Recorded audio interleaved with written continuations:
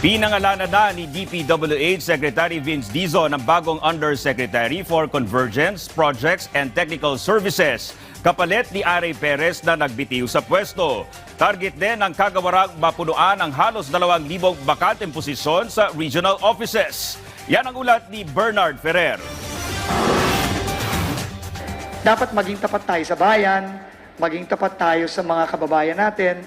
Itong mahigpit na paalala ni DPWH Secretary Vince Dizon sa mga opisyal at kawani ng kagawaran. Alinsunod ito sa direktiba ni Pangulong Ferdinand R. Marcos Jr. na palakasin ang mga reforma at panagutin ang mga sangkot sa umunay irregularidad sa flood control projects. Ayon sa kalihim, kailangan manatiling tapat sa tungkulin at ipagpatuloy ang pagserbisyo sa bayan.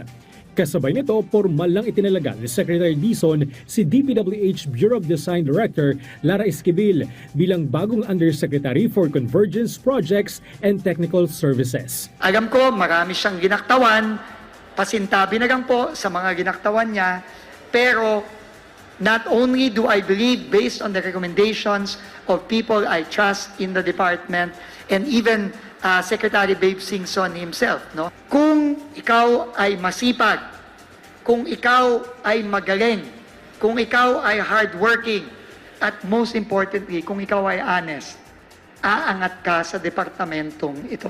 Si Esquivel ang magkakaroon ng kabuang pangasiwa sa lahat ng bureau ng DPWH. Siya rin ang magsisilbing kinatawan ng kagawaran sa Philippine Accreditation Bureau Council, Chairman ng Central Office Bids and Awards Committee for Consultancy Services, at Chairman ng DPWH Price Monitoring Committee. Nagsimula si Esquivel sa DPWH Cadet Engineering Program, isang inisyatibang muling bubuhayin ng kagawaran para mabigyan ng pagkakataon ang mga bagong engineer na makapaglingkod sa pamahalaan. Inilunsad ang programa noong 2013.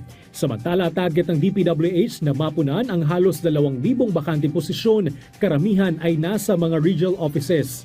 Prioridad dito ang mga kwalipikadong empleyado na kasalukuyang nagtatrabaho na sa kagawaran. Unang-una, iangat muna natin ang mga deserving, honest, hardworking people already in DPWH. Kasama na po ang mga job order employees natin ngayon. Marami po dito, Engineer 2 to Engineer 5, at ito po lahat ay plantilla positions. Maglalabas ang DPWH ng mga panuntunan kung paano isasagawa ang maayos at patas sa pagpili sa mga itatalagang tauhan sa mga bakanteng posisyon. Iniutos din ng kalihim ang pagtiyak sa tamang oras ng pagpapasahod sa job order employees. Within 7 days, no, from cut-off, lahat po ng sweldo ay mababayaran.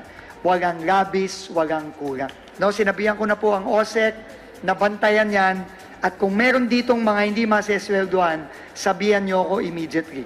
Samantala, dinala na sa Central Office ng DPWH sa Maynila ang mga mahalagang dokumento mula sa iba't ibang regional offices. Kabilang dito ang mga dokumentong may kaugnayan sa flood control projects. Bahagi ito ng hakbang ng kagawaran upang masiguro ang seguridad ng mga record habang nagpapatuloy ang investigasyon sa umunoy irregularidad sa mga proyekto. Bernard Ferrer para sa Pambansang TV sa Bagong Pilipinas.